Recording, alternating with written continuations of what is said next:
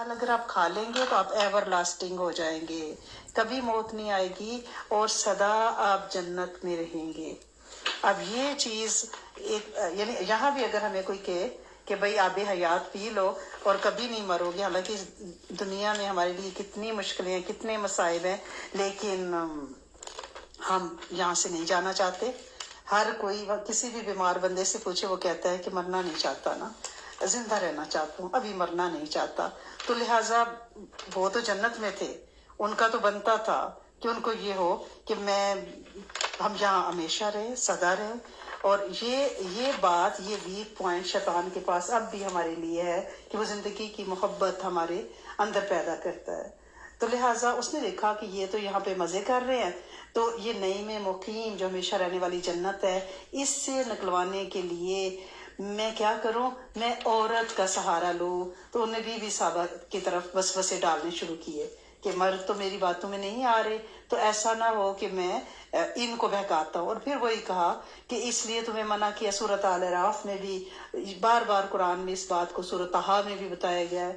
اور اس نے وسوسے ڈالنے شروع کر دیے۔ شیطان کا کام ہی یہ ہے کہ پہلے وہ وسوسے ڈالتا ہے، پھر جب بندے کے دل میں شکوک آتے ہیں نا، پھر اس کے بعد وہ اللہ کی نافرمانی کی طرف، بہکنے کی طرف جاتا ہے۔ اس لیے جب دل میں وسوسے آئیں، وساوس آئیں، تو ان کو فوراً جھٹک دینا چاہیے اور تعوذ پڑھنا چاہیے۔ اور یہ صبح شام جو 66 ٹائم تعوذ ہے، یہ شیطانی جالوں اور چالوں کو توڑتا ہے، یا جو بیڈ ٹی کا عمل ہے، تعوذ، تسمیہ اور لا حول ولا قوت الا باللہ العلی العظیم، صبح شام کم از کم 11 بار آپ پڑھ لیں، پورا دن اللہ کریم حفاظت فرمائیں گے۔ اب ابلیس نے سوچا کیا کروں، بی بی صاحبہ کے پیچھے آیا داؤ پیچ چلانے، اور پھر اس نے ان کے سامنے اللہ کی قسم کھا لی۔ اب وہ لوگ سوچ بھی نہیں سکتے تھے کہ کوئی جھوٹی رب کی قسم بھی کھا سکتا ہے، بس اس پہ وہ اس کے جال میں آ گیا، اور جو انسان کے اندر چھپی خواہشات ہیں نا، اس کو اس نے چھیڑ دیا، کیونکہ انسانی فطرت ہے، مرنا نہیں چاہتا، ایسی زندگی چاہتا ہے جس میں بادشاہت ہو، جو کبھی ختم نہ ہو۔ اور وہ اس کے بہلاوے میں آ گئے، کیونکہ معصوم تھے نا، اور اس نے یقین دلایا، یعنی پورا قصہ قرآن میں ہے کہ بھائی میں تمہارا خیر خواہ ہی ہوں نا، قسمیں کھا کھا کے۔ اور اب امام قرطبی یہ فرماتے ہیں رحم اللہ کہ سب سے پہلے بی بی صاحبہ نے وہ پھل کھایا، کیونکہ حضرت آدم علیہ السلام نہیں کھا رہے تھے، حضرت بھی حوا علیہ السلام نے کھایا، اور پھر ان کے پاس آئے، انہوں نے کہا کچھ بھی نہیں ہوا، دیکھیں میں نے کھایا ہے، آپ بھی کھا لیں۔ تو اس طرح کی بات ہوئی۔ حدیث مبارکہ میں نا کہ کسی چیز کے لیے تمہاری پسندیدگی تمہیں اندھا اور بہرا کر دیتی ہے، کیونکہ ہم جو چاہ رہے ہوتے ہیں نا، ہم اس کے لیے ہر قیمت پہ وہ چیز حاصل کرنا چاہتے ہیں۔ اور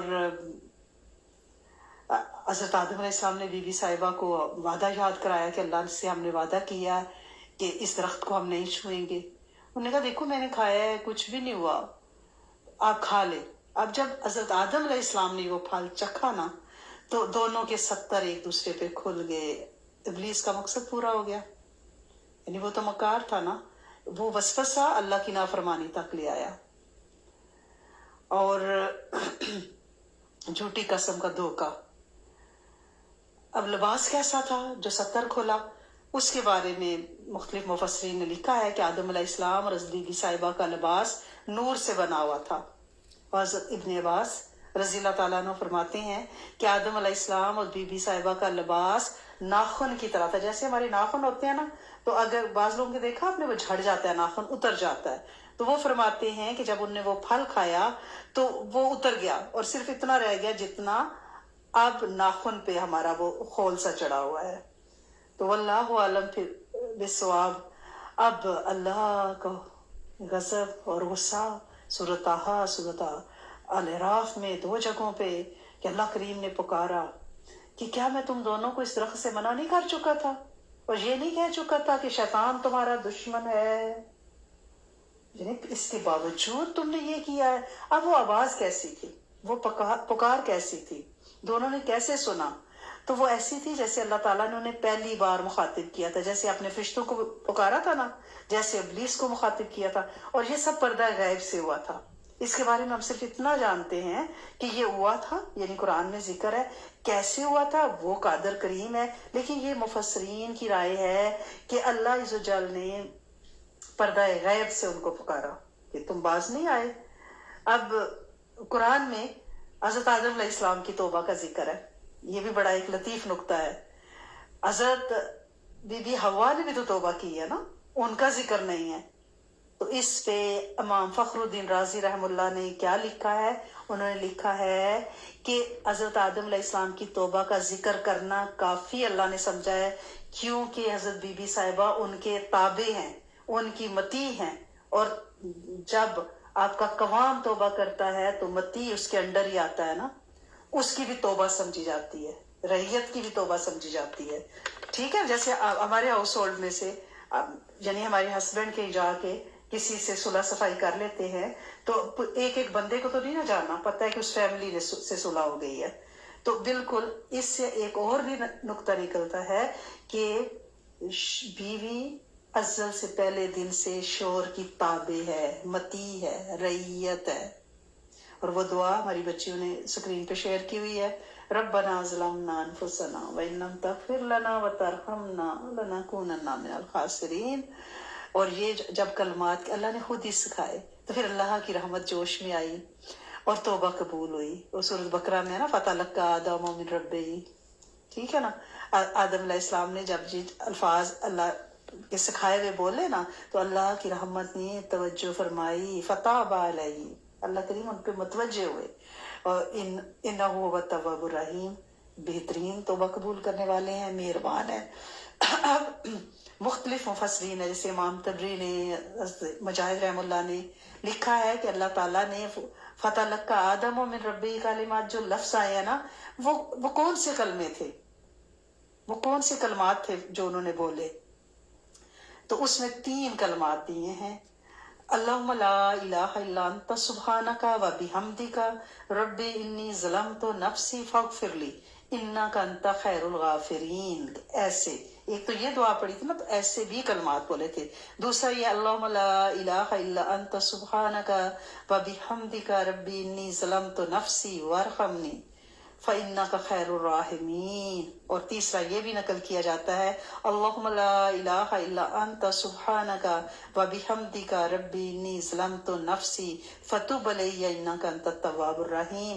ہم کوشش کریں گے کہ ہم اس کا ذکر 3 کلمات کا بنا کے ڈال لیں، کیونکہ یہ استغفار ہے اور گناہوں سے توبہ کرنا ہی کامیابی کی کنجی ہے۔ حضرت آدم علیہ السلام کو اپنی غلطی کا احساس ہوا، فوراً توبہ کی، اللہ سے معافی مانگی، اللہ کریم کی رحمت جوش میں آئی، توبہ قبول کی، معاف کیا، گناہ مٹائے۔ اور جب ہم سے بھی توبہ ہو تو پہلی فرصت میں توبہ کرنی ہے، اس کی رحمت سے کبھی مایوس نہیں ہونا۔ اب یہ واقعہ کس دن ہوا تھا؟ توبہ کس دن قبول ہوئی؟ توبہ جو ہے وہ جمعے کے دن آتا ہے، تاریخ میں جو ہمیں روایات ملتی ہیں احادیث کی۔ حضرت ابو ہریرہ کی ایک روایت رضی اللہ تعالیٰ عنہ کی، اور وہ یہ ہے کہ سب سے پہلا، سب سے بہتر دن جس میں سورج نکلا ہو وہ جمعے کا دن ہے، یعنی ازلوں سے یوم السید ہے۔ جس بہترین دن میں جس میں سورج نکلا وہ جمعے کا دن ہے، کل ہے جمعہ، سوچ لے۔ اسی دن آدم علیہ السلام کو پیدا کیا، اسی دن ان کو زمین پہ اتارا، اسی دن ان کی توبہ قبول کی گئی، اسی دن ان کا انتقال ہوا، اور اسی دن قیامت آئے گی۔ اس لیے جمعے کے دن بہت توجہ سے عبادت کی طرف، یہ جو ہم جمعہ کے اعمال ہماری ویب سائٹ پہ شب جمعہ کے اعمال، یہ جو رولا سا ہم نے ڈالا ہوتا ہے، یہ اسی لیے ڈالا ہوتا ہے کہ الرٹ ہو جائیں، قیمتی دن ہے۔ اور ایک مسند احمد میں ہے کہ سب سے بہتر دن جس میں سورج نکلا وہ جمعے کا دن ہے۔ اسی دن آدم علیہ السلام کو پیدا کیا، جنت میں داخل کیا گیا، وہاں سے نکالا گیا، اسی دن قیامت آئے گی۔ اور قرآن میں سورۃ الاعراف میں بھی اللہ کریم نے اسی کو واضح کیا ہے۔ اور پھر وہ کہا کہ بھئی اتر جاؤ زمین میں، قال اہبطوا بعضکم لبعض عدو، کہ اترو نیچے، تم میں سے سب ایک دوسرے کے دشمن ہو، یعنی زمین پہ نکالا گیا۔ اب زمین پہ اترے بی بی صاحبہ بھی، حضرت آدم علیہ السلام بھی، یہ وہی زمین ہے جہاں آج ہم رہتے ہیں۔ لیکن وہ اترے کہاں تھے؟ وہ جنت کدھر تھی؟ وہ کس طرف سے اترے؟ پردہ غیب میں ہے۔ لیکن اس کی جو ڈیٹیل حدیث میں ہے، ہمارا یوٹیوب پہ 7 سال پرانا میرا ایک لیکچر ہے آدم علیہ السلام، اگر آپ بائی استاذہ شاہدہ جاوید یوٹیوب پہ جا کے لکھیں گے تو وہ 7 سال پرانا لیکچر ہے، مجھے خود بڑا پسند ہے، میں اس کو بہت سنتی ہوں۔ اس میں پوری ڈیٹیل ہے ان کا اترنا، ان کا ملنا، ان کے قدموں کے نشان، جو جو مختلف تفاسیر میں لکھا ہے اس کو جمع کیا گیا ہے، آپ اس کو سنیے گا۔ یہاں پہ اتنا وقت نہیں ہے کہ ہم بی بی صاحبہ کی بات کرنے چلے تھے تو بات زوجین کی طرف چل پڑی۔ اب مختلف روایات ہیں کہ وہ دونوں یعنی ایک کو جبل صفا پہ اتارا گیا، ایک کو جبل مروہ پہ، ایک جگہ یہ بھی ہے کہ ایک کو ہندوستان میں، ایک کو شری لنکا میں، اور دونوں کی ملاقات مزدلفہ میں ہوئی ہے۔ یہ روایت تو بہت جگہوں پہ آتی ہے۔ اور مزدلفہ میں جب ہم حج کرتے ہیں نا تو حج کی رات زمین پہ چادر اوڑھ کے سوتے ہیں کھلے آسمان کے نیچے۔ حضرت بی بی حوا، حضرت آدم علیہ السلام وہاں پہ مزدلفہ میں ملے تھے اور زمین پہ کھلے آسمان کے نیچے ایک چادر میں سوئے تھے، اور مزدلفہ چادر اوڑھنے کو بھی کہتے ہیں۔ اور پھر اگلی صبح انہوں نے اللہ کا شکر ادا کرنے کے لیے کعبہ کا طواف کیا تھا، وہ جو طواف زیارہ اس کے بعد کرتے ہیں نا مزدلفہ کے بعد مینا کنکریاں مارتے ہوئے، تو یہ اسی کی یاد میں وہی آج تک چل رہا ہے۔ ٹھیک ہے، یہ بھی روایت موجود ہے۔ اب اللہ تعالیٰ نے مقدر کر دیا کہ یہیں رہیں گے، یہیں مریں گے، یہیں سے اٹھائے جائیں گے، یہیں سے لٹائے جائیں گے، اور پھر جنت اور دوزخ میں ایک لمبا سفر دے دیا۔ ٹھیک ہے، اب اس لمبے سفر میں ہمیں یہ دیکھنا ہے کہ بی بی حوا علیہ السلام بحیثیت ایک نبی کی بیوی کے کیسی تھی۔ یعنی آپ تو نبی ہیں، ابو البشر ہیں، اب آپ بی بی صاحبہ ام البشر ہے، انسانوں کی ماں ہیں۔ قرآن میں 25 نبیوں کے نام لے کے تذکرے آئے ہیں، اور ان سے پہلے نبی کون سے ہیں؟ حضرت آدم علیہ السلام۔ اب اس کے بارے میں ایک بات اور بھی بڑی مزے کی آپ کو بتاتی ہوں کہ حضرت آدم علیہ السلام کا نام 9 صورتوں میں قرآن کی آیا ہے، 9 صورتوں میں آیا ہے، 25 آیتوں میں 25 بار ہی آیا ہے۔ اور وہ 9 صورتیں کون سی ہیں؟ بقرہ، آل عمران، مائدہ، الاعراف، اسراء، کہف، مریم، طہ اور یاسین۔ یعنی قرآن کی ایک اکاؤنٹنگ میں بھی ایک بڑی زبردست ایک یعنی میتھمیٹیکل اگر اس کا پڑھیں، ہماری اوقات نہیں ہے، بہرحال اللہ کریم رحم فرمائیں اور معاف فرمائیں۔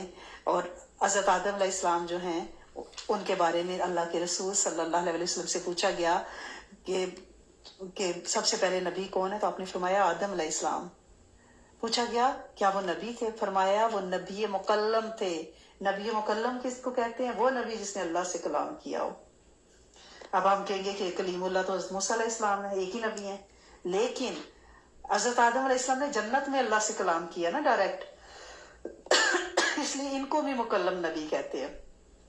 حضرت موسیٰ کلیم اللہ زمین پہ وہ نبی جنہوں نے اللہ سے کلام کیا۔ اب اللہ کے رسول صلی اللہ علیہ وسلم سے یہ بھی پوچھا گیا کہ پیغمبر کتنے ہیں، تو آپ نے فرمایا 313 کا جمع غفیر، کہ 313 انبیاء، یہ پھر 313 کا ڈیجٹ آ گیا ہے یوٹیوب پہ۔ جزاک اللہ خیر، ہماری بچیوں نے وہ لنک شیئر کر دیا ہے، اللہ کریم نے جو عظیم عطا فرمائے۔ اب 313 پیغمبر ہیں، 313 پیغمبر ہیں، نبی کتنے؟ 1,20,000، تقریباً 1.25 لاکھ۔ یہ میں حدیث کا مفہوم آپ کو بتا رہی ہوں، یعنی نبی مکلم کی بھی آپ کو پتہ چل گیا اور پیغمبروں کا پتہ چل گیا 313، انبیاء تقریباً 1.25 لاکھ۔ الحمدللہ رب العالمین۔ اب قرآن و حدیث سے یہ بات ثابت ہوتی ہے کہ حضرت بی بی حوا علیہ السلام سب سے پہلے نبی کی بیوی تھی، اور کرۂ ارض پہ، زمین پہ جہاں ہم رہتے ہیں، سب سے پہلی خاتون تھی۔ تو وہ کیسی تھی؟ سب سے خوبصورت عورت تھی حضرت بی بی حوا علیہ السلام، سب سے خوبصورت خاتون تھی۔ اگر کسی نے خواتین کا حسن دیکھنا ہے تو حضرت بی بی صاحبہ سب سے خوبصورت تھی۔ اب ہمیں ان کی ابتدائی زندگی کا کچھ پتہ نہیں، وہی جو قرآن نے حضرت آدم علیہ السلام کا قصہ سنایا، اس کے ساتھ بی بی صاحبہ ساتھ یعنی ان کے ساتھ ہی جنت میں تھی، ان کے ساتھ ہی زمین پہ اتری، ان کے ساتھ ہی یہاں پہ ملی۔ اب یہاں کی زندگی جب وہ یہاں اتارا گیا تو جنت تو گم ہو گئی۔ اب ہم میں سے ہر کوئی اندر سے وہ جنتی مزاج لے کے، کیونکہ ہم جنت میں پہلے رہے ہیں نا، ہمارے بابا کی زمین ہے نا، قرآن کہتا ہے کہ آپ جنت کے وارث ہو۔ وراثت کون سی ہوتی ہے؟ جو ماں باپ کی ہوتی ہے۔ تو جنت ہماری ہے، हम उसके वारिस हैं, उसका एलिजिबल साबित करना है। जैसे माँ बाप की कोई औलाद होती है तो वो कहते हैं अगर तुमने काबिलियत दिखाई, हमारी खिदमत की, ख्याल रखा तो तुम्हें जायदाद देंगे, विरासत देंगे। तो बिल्कुल अल्लाह की एक कंडीशन है कि अगर तुमने मुझे राजी किया तो फिर इस विरासत के हिस्सेदार बनोगे। तो उस विरासत यानी वहां अब गुमगश्ता हमारी जन्नत है, अंदर से हमारा जन्नती मजाज है। हम दुनिया में आ गए, इन जमेलों में आ गए, लेकिन मजाज हमारा जन्नती है। आज भी हम चाहते हैं, जब भी कोई हम चीज पसंद करना चाहते हैं तो हमें होता है बेहतरीन हो, अच्छी ब्रांड, अच्छा मॉडल, मीन्स के बहुत ही खूबसूरत चीज हो, हम देखने में खूबसूरत दिखें, हम खाना अच्छा खाना चाहते हैं, हमारा टेस्ट बर्ड्स बड़े हाई लेवल के होते हैं। हर इंसान खूबसूरत लगना चाहता है, अच्छा पहनना चाहता है, अच्छा रहना चाहता है, क्योंकि जन्नती मजाज है, जन्नत से आए हैं ना, जन्नत वाला मजाज है। लेकिन उसका एलिजिबल खुद को साबित करना है। अब वो जन्नत के तस्वर में वो डूबे, हमने नहीं देखी, करोड़ों अरबों सालों बाद हमारे अंदर जन्नत का मजाज है। तो बीबी साहिबा का सोचें कि वो कितनी डूबी डूबी और घबराई घबराई होंगी जमीन में। ये जमेले, ये जिंदगी, ये जमीन, ये मौसम, और इस जमीन में हमने तामीर करना है, इसको बनाना है, इसको आबाद करना है। और जिस वक्त बीबी साहिबा जन्नत से निकली थी तो उन्होंने जान लिया था कि अब उन्होंने सुकून और सलामती को हमेशा के लिए खैर बात कह दिया है। जमीन पर आके वो हजरत आदम अलैहिस्सलाम के साथ मशक्कतों सौबतों में पड़ गई। या उनको अपना पेट पालने के लिए मेहनत मशक्कत करनी पड़ती थी। जन्नत में तो फरागी थी, आसूदगी थी, पार्टी टाइम था। और जमीन पर आते ही आदम अलैहिस्सलाम को क्या पेशा उन्होंने इख्तियार किया? लोहा साजी सिखाई गई, खेती बाड़ी का हुक्म हुआ, जमीन पर हाल चलाना, बीज बोना। ये पीछे 2 गमलों में सब्जियां लगी हुई है ना, मत बज गई है। यानी उनको कभी फर्टिलाइजर डालना है, कभी उनके पत्ते पीले हो रहे हैं, उनको साए में रखना है, कभी उनको धूप में रखना है, कभी उनको सुबह पानी, शाम पानी, यानी इतना स्प्रे करना है। वो नहीं संभाले जा रहे। आप ये सोचे कि इंसानियत के लिए वो काम शुरू हो रहा है। नहीं बोना, फसल तैयार होना, काटना, सुखाना, छांटना, दाने अलग करना, पीसना, और ये जिम्मेदारी किसकी थी? गूंदना, पकाना बीबी साहिबा की। आदम अलैहिस्सलाम और बीबी साहिबा की बीबी हवा अलैहिस्सलाम का मशक्कत का, मेहनत का सफर शुरू हुआ। और ये सफर वही हमारी जिंदगी का है। जैसे हम यहाँ जिंदगी अपनी शुरू करते हैं ना, मैरिटल लाइफ के बाद चले ले बचपन में भी कोई आसान नहीं होती। बचपन से 55 तक मुशक्कत ही है। यानी पहले पढ़ाइयों के मसले, कितने माँ बाप की डांट, ये नहीं करो, वो नहीं करो, तरबियत, वो सारे, यानी हम उस प्रोसेस से गुजरते हैं। फिर जब मैरिटल लाइफ शुरू करते हैं तो एक नया यानी पंडोरा बॉक्स खुल जाता है। तो आदम अलैहिस्सलाम को अब कपड़े पहनाना, कपड़े बनाना, 70 ढांपना, कैसे परें, कौन सा कपड़ा पहने, कैसे बनाए, कैसे बुने, यानी कुछ एक मुशक्कत तो है नहीं है ना। अब ऊन काटना, फिर आदम अलैहिस्सलाम के लिए जुब्बा बनाया, हजरत हवा के लिए कुर्ता और दुपट्टा बुना गया, दोनों ने पहना। और किसने सिखाया? एक फरिश्ते को भेजा, इन्हें सिखाएं कि अपना 70 कैसे नापना है। और यहाँ भी काम खत्म नहीं हुआ, इबादत का सफर है। और इबादत की सफर में हज़रत बीबी साहिबा के साथ ने हजरत आदम अलैहिस्सलाम के साथ मिलकर काबा बनाया। साथ खड़ी रही हैं क्योंकि अल्लाह ने हुक्म दिया था मेरा घर बनाओ कुराया रज़ पे। पहला घर इस कपल ने बनाया है, इस नूरानी कपल ने बनाया है। और उसके बारे में है हज़रत इमाम फारसी रहमतुल्लाह का कहना है कि इसमें कोई शक नहीं है कि काबा की तामीर कई बार हुई है। हमारा एक तामीर काबा पे लेक्चर है यूट्यूब पे, अगर आप वो सुने तो उसमें वो पूरी डिटेल है। वो भी मेरा 5-7 साल पुराना ही होगा। कई मरतबा काबा की तामीर हुई है। और जो मुफस्सिरीन लिखे तकरीबन 10 बार काबा बना है। एक फरिश्तों की तामीर है, एक हजरत आदम अलैहिस्सलाम की तामीर है, एक उनकी औलाद की तामीर है, इब्राहिम अलैहिस्सलाम की तामीर, अमाल का जो खानदान है उसकी तामीर, कबीला जुर्म की तामीर जो हजरत इस्माइल अलैहिस्सलाम का कबीला है, और कुसै बिन कलाब की तामीर, कुरैश की तामीर, अब्दुल्ला बिन जुबैर बिन अवाम की तामीर, वजाज बिन यूसुफ की काबा की तामीर है। यानी काबा का तामीर होना तकरीबन 10 बार है। अब हजरत बीवी साहबा क्या करती थी, अल्लाह का हुक्म हुआ है कि भाई मेरा घर बनाओ। अब उस घर को बनाने के लिए हजरत हव्वा अलैहिस्सलाम मट्टी उठा उठा कर ले जाती थी, हजरत आदम अलैहिस्सलाम की मदद करती थी।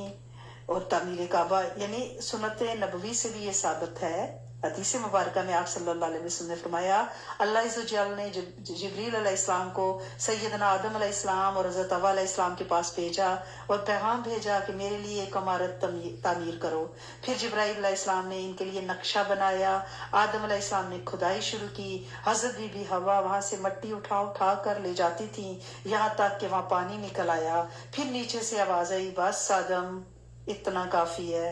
और फिर जब इन दोनों ने तामीर काबा का काम अंजाम दे लिया तो अल्लाह ताला की तरफ से वही आई कि आप इस काबा का तवाफ करो। और इनसे कहा गया कि तुम सबसे पहले इंसान हो और ये सबसे पहला घर है। आज जब आप काबा का तवाफ करते हैं, उम्रा करते हैं, तो आपको पता होना चाहिए कि यहाँ पे आदम हवा पूरे अंबिया के कदम लगे हुए। इसलिए तो मैं हमेशा कहती हूँ, हमारे शेख ने बताया हुआ है कि आप उस वक्त आमीन की तकरार किया करें कि अल्लाह करीम जितने अंबिया ने जहाँ जो दुआएं मांगी हैं तवाफ करते, हम उन सारी दुआओं पे आमीन कहते हैं, हमें उनमें से हिस्सा अता फरमाए। अल्लाह करीम जो हमारे प्यारे हबीब सल्लल्लाहु अलैहि वसल्लम ने अपने 4 उम्रे, एक हज और इसके अलावा मक्का में अपने 52 साल के आम के दौरान जितने तवाफ किए हैं, उन सब में जो कुछ मांगे उन पे आमीन करते हैं, उनमें से हमें हिस्सा और तासीर अता फरमाए। फिर कई जमाने गुजर गए, लोग आए गुजर गए, यहाँ तक कि नूह अलैहिस्सलाम ने हज बैतुल्लाह अदा किया। फिर और जमाने गुजरे, फिर हजरत इब्राहीम ने बुनियादें उठाई, यानी वो चलता रहा, री तामीर होता रहा। अब हमारी जो मादरे बशरियत है उनकी अगर हम बात करते हैं तो हजरत हव्वा अलैहिस्सलाम पहली माँ है इस कायनात की, और तारीख बशरियत में वो पहली बीवी हैं, रूए जमीन पे वो पहली खातून है जिन्होंने बच्चे पैदा किए हैं। अब हाफिज अबुल कासिम इब्न असाकर वो इसके बारे में क्या कहते हैं, वो कहते हैं कि आप तबिश्क में रहती थी, बहते लहिया में। हजरत हव्वा अलैहिस्सलाम के यहाँ हर हमल के नतीजे जब वो प्रेग्नेंट होती थी, कंसीव करती थी, ट्विंस बच्चे पैदा होते थे, एक लड़का एक लड़की। और इस तरह उन्होंने आदम अलैहिस्सलाम के लिए 20 मरतबा प्रेगनेंसी उनकी हुई है, यानी 40 बच्चे पैदा किए हैं। हर दफा 2 बच्चे ट्विंस, 20 लड़के और 20 लड़के, एक दिन एक बेटा एक बेटी पैदा होते, और दूसरे दिन होने वाले जो दूसरी मरतबा होने वाले जो एक बेटा एक बेटी हैं उनके साथ निकाह होता, जो इकट्ठे पैदा होते वो बहन भाई होते थे, ठीक है ना। फिर उनकी शादियां दूसरी दफा पैदा होने वालों के साथ की जाती थी। अब एक दफा जो वो प्रेग्नेंट हुई हैं तो उनके यहाँ 2 जड़वा बच्चे पैदा हुए। लड़के का नाम उन्होंने काबिल, या बाज रवायात में काबीन, नून भी है, लाम के साथ भी है नून के साथ भी, काबिल रखा, और उसकी बहन का नाम लोजा, जाल के साथ। और दूसरी मरतबा जो बच्चे पैदा हुए उनका वो भी जड़वा बच्चे थे, उनमें से एक का नाम हाबील और उनकी बहन थी अकलीमा। अब बच्चे बड़े हो गए, आदम अलैहिस्सलाम, बीबी हवा ने उनकी तरबियत की, उन्हें अपने साथ रोजी रोटी की तलाश में लगाया। अब जो काबिल थे आदम अलैहिस्सलाम के साथ, क्योंकि वो बड़े बेटे थे, उन्हें खेती बाड़ी की, दमिश्क के इलाके में वो रहने लगे। हबील ने बकरियां और मवेशी और जानवर पालने शुरू किए, ठीक है ना। कुछ अर्सा गुजरने के बाद काबिल और हबील दोनों ने अपने माँ बाप से यानी फितरी ख्वाहिश के शादी करें, घर बसाना चाहते हैं। अल्लाह का हुक्म कि पहले दिन जो बच्चे पैदा होते हैं उनकी शादी दूसरी दफा होने वाले हमल से होगी, क्योंकि जो कट्टे पैदा हुए हैं वो बहन भाई हैं। अब तय क्या पाया, वही क्या नाजिल हुई कि काबिल की शादी हबील की बहन अकलीमा से कर दी जाए और हबील की शादी काबिल की जुड़वा बहन लोजा से कर दी जाए। अब निकाह का हुक्म अल्लाह से आया है और अल्लाह के हुक्म को हजरत आदम अलैहिस्सलाम ने बजा लाना है, निकाह उनके करने हैं। काबिल को हजरत आदम अलैहिस्सलाम की बात पसंद नहीं आई और उनने इनकार कर दिया। उनने कहा कि मेरे साथ जो जड़वा बहन पैदा हुई है ना वो ज्यादा हसीन है अकलीमा, लोजा इतनी हसीन नहीं है। यानी हसद, अल्लाह की तकसीम पे नाराजी होना, शर, फसाद, शैतान के वसवसे, हाबील ने तो सर तस्लीम खम कर दिया। अब हजरत आदम अलैहिस्सलाम ने जब ये देखा कि बच्चा बगावत पे उतरा है, तो उन्होंने कहा कि चलो ऐसा करते हैं कि उस जमाने में रिवाज था कि अल्लाह के यहाँ से कबूलियत का अगर पता लगाना है, यानी सहारा समझ लें कि हमारी ये दुआ ये कबूल है कि नहीं, तो एक नजर यानी एक पहाड़ पे रख दी जाती थी, जो तौफीक है, कोई अपना जानवर रख दे, कोई फूड रख दे, तो जिसकी कबूल होती थी एक आग आसमान से आती थी और उसको जला जाती थी। अब काबील जो है ना, वो यानी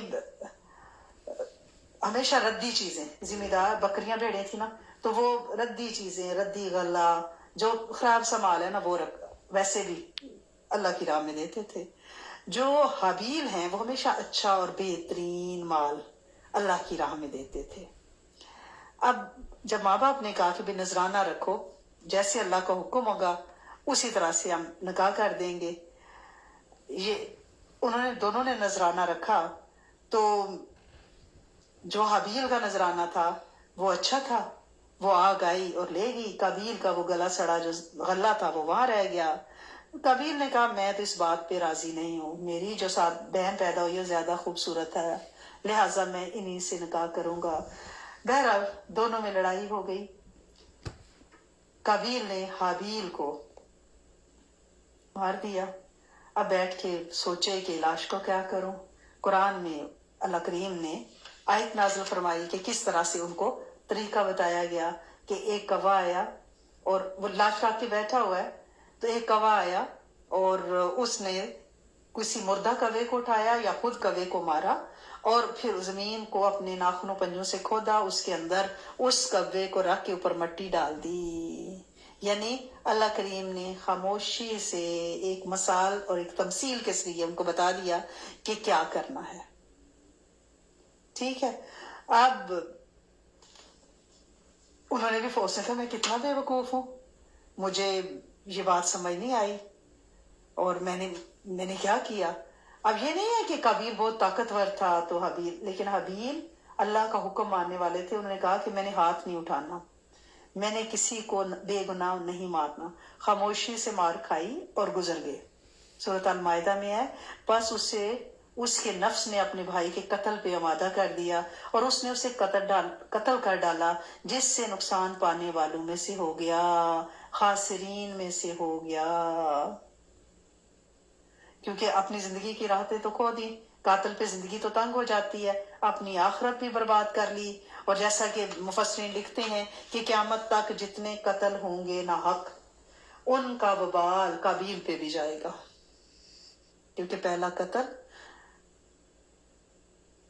जिसने किया है। जो कोई नेकी का काम शुरू करता है, लोग वो करते हैं तो उसको अजर मिलता रहता है। जो कोई बुराई का काम करता है, बाद में वो बुराई होती रहती है। आप कोई ऐसी नई रस्म, कोई ऐसी बुराई शुरू कर देते हो कि पहले मेहंदी थी तो अब शहंदी भी कर लो, ठीक है, पहले सिर्फ नाच गाना था तो अब क्वाली नाइट भी कर लो। अब जिसने पहले शुरू की है, जब तक उस पे अमल होता रहेगा वो उस पहले शुरू करने वाले को, इसलिए जब भी कोई काम शुरू करें ये सोच के करें कि ये हमारी कब्रों में सुख या दुख पहुंचाएगा, आग या रोशनी पहुंचाएगा। अल्लाह करीम हम पे रहम करे, हमें खैर सुझाए, क्योंकि ये जो कबील के तज़किरे में ये तफसीर बताई जाती है तो ये बड़ी डरा देने वाली है। तो अल्लाह करीम हमें खैर शुरू करने वालों में से बनाए। अब दफना दिया, ये बात मशहूर होगी और मौरखीन का कहना है कि आदम अलैहिस्सलाम अपने बेटे हाबील से बड़ी मोहब्बत करते थे, साल साल गमज़दा रहे। हजरत हवा अलैहिस्सलाम को इनका बड़ा गम था। वो कातिल की भी माँ थी और मकतूल की भी। माएँ नमानियां तो ऐसी होती हैं कि क्या करें ना। और आदम अलैहिस्सलाम को अपने बेटे के मर जाने की जब इतला मिली ना, तो उन्होंने हज़रत बीबी हवा अलैहिस्सलाम से फरमाया कि ए हवा, तुम्हारा बेटा मर गया। वो बोली मौत क्या है? उस वक्त तक मौत की खबर नहीं थी। उन्होंने फरमाया कि वो अब नहीं खा सकता, नहीं पी सकता, नहीं चल सकता, नहीं फिर सकता, नहीं बोल सकता। तो वो रो पड़ी। तो क्या मासूमियत थी। तो हजरत आदम अलैहिस्सलाम ने फरमाया तुम और तुम्हारी बेटियां रो सकती हैं, जबकि मैं और मेरे बेटे इससे बरी हैं।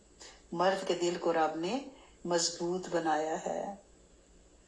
फिर हजरत हवा अलैहिस्सलाम अपने बेटे के लिए बड़ी गमगीन रही, बहुत रोती। हबील के यानी कत्ल होने के 5 साल बाद हजरत शीस अलैहिस्सलाम पैदा हुए हैं। शीस के मानी है अल्लाह इज़्ज़ोजल का तोहफा, अतिया, और वो हबील का नेमुल बदल अल्लाह करीम ने दिए, और उन्हीं से फिर आगे नबूवत चली। अगर आप यूट्यूब पे जाके हज़रत शीस अलैहिस्सलाम लिखेंगे बाय उस्ताज़ा शाहिदा जावेद, तो बेहतरीन, वो भी बड़े बड़े खूबसूरत डिटेल लेक्चर है हज़रत शीस अलैहिस्सलाम पे। अब दिन पे दिन गुजरते गए, बीबी साहिबा हज़रत आदम अलैहिस्सलाम बूढ़े होते गए, ज़मीन के पे इनकी नस्ल फैलती चली गई, और आप अपनी आल औलाद के लिए भी नबी थे। अपने बेटे और पोतों पोतियों को भी आप हक की दावत देते थे, उनके सामने अल्लाह इज़्ज़ोजल की बड़ाई और अजमत बयान करते थे, उन्हें बताते थे कि ये जो फितना है शैतान से, इसके कैसे बचना है। लेकिन ये सफर जो है वो मौत तो आनी ही है ना। तो वो दुनिया की खूबसूरत तरीन खातून, दुनिया की पहली जन्नती खातून, दुनिया की पहली जमीन पे उतरने वाली खातून, दुनिया की पहली बीवी और दुनिया की पहली माँ, और दुनिया की पहली वो खातून जिन्होंने बच्चा डिलीवर किया, जो रिश्ता अज़वाज में बंधी। वो एक जुम्मे को हज़रत आदम अलैहिस्सलाम का इंतकाल हुआ तो बीबी साहबा पे तो गमों के पहाड़ टूट पड़े। उन्हें तो पता ही नहीं था, जन्नत से वो उनके साथ थी। 1 साल वो जिंदा रही, फिर उनका इंतकाल हुआ, उन्हें हज़रत आदम अलैहिस्सलाम के साथ ही दफनाया गया। अब हज़रत बीबी हवा का इंतकाल कहाँ पे हुआ है, उसके लिए जो बहुत सारे मुफस्सिरीन एक ही बात दुहराई है, मेजॉरिटी ने, वो क्या है कि उनका इंतकाल जजीरा अरब में ही हुआ है, और वो जद्दा में उनका गुंबद है और बना हुआ भी है मज़ार, लोग वहां पे जाते हैं। यानी जद्दा में एक खास जगह है जहां पे उनकी कब्र की निशानदेही की गई है। वल्लाहु अअलम बिल सवाब। लेकिन मौरखीन ने, मुफस्सरीन ने, जिसमें इमाम फासी रहमतुल्लाह है, इब्न जुबैर हैं, इब्न खलकान रहमुल्लाह हैं, कि उम्मुल बशर हज़रत हव्वा अलैहिस्सलाम की कब्र जो है वो जद्दा में मौजूद है, और वो सब औरतों के लिए नमूना है, मिसाल है। जिस तरह से अपने शोहर की अतात और ताबे फरमानी उन्होंने फरमाई, अल्लाह करीम हमें वैसा बना दे।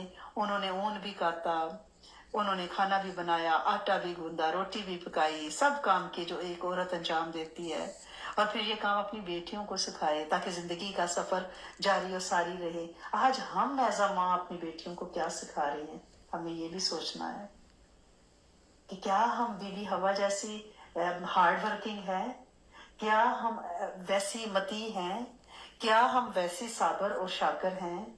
क्या हमें तो थोड़ा सा काम करना पड़ जाए तो हम तो कहते हैं कि बस लुटे गए, मारे गए। जितने घरों के झगड़े हैं ना इस वक्त, सास है, बहू है, दरानियां हैं, जठानियां हैं, वो माँ, इवन बेटियां हैं, घर के कामों के झगड़े, घर के, आप यकीन करें मेजॉरिटी जब मैं बात करती हूँ तो घर के कामों के झगड़े हैं। तो क्या ऐसा नहीं हो सकता कि हमने इस दुनिया में 10, 20, 30 साल जीना है तो अच्छा सा जी लें, ताकि कोई हमें अच्छा याद करे, हम खुशबू की तरह, फूलों की तरह यहाँ से चले जाएं तो बाद में लोगों को वो महक महसूस हो। क्या हम ये आज वादा नहीं कर सकते हज़रत बीबी साहिबा को पढ़ने के बाद कि हम भी वैसी माँ, हम भी वैसी बीवी, हम भी वैसी खातून बने कि जो अपने हाथों से पका के अपने बच्चों औलादों को खिलाए, उनकी तरबियत करे, उन्हें अल्लाह का पैगाम दे, और उस पर शिकवा ना करे, उस पर झगड़ा ना करे, उस पर हाय वाय ना करे। बस आमना व सदकना, मेरे मौला, मेरे करीम मालिक, मैं ईमान लाई और तू सच्चा है, मैंने उसकी सच्चाई को तस्लीम किया। मुझे पता है मैं इस दुनिया में थोड़े दिनों के लिए हूँ और मैं चली जाऊंगी। अभी ये 2025 है, 2125 में हम में से कोई इस कायनात में जितने लोग हैं कोई भी नहीं होगा, और किसी को कानों कान खबर नहीं होगी कि कोई ऐसा, मतलब कोई शाहिदा जावेद भी इस दुनिया में आई थी। बल्कि अगले 2 सालों में, 5 सालों में निशान मिट जाते हैं। अपने अपने घर वालों को याद नहीं रहते। कितने हमारे बड़े हैं जिनकी कब्रें हम भूल गए, हमें पता ही नहीं, ढूंढनी पड़ती है, यानी वो खबर ही नहीं होती। 2-3 नस्लों के बाद नाम भूल जाते हैं, कब्रें भूल जाती हैं, निशान मिट जाते हैं।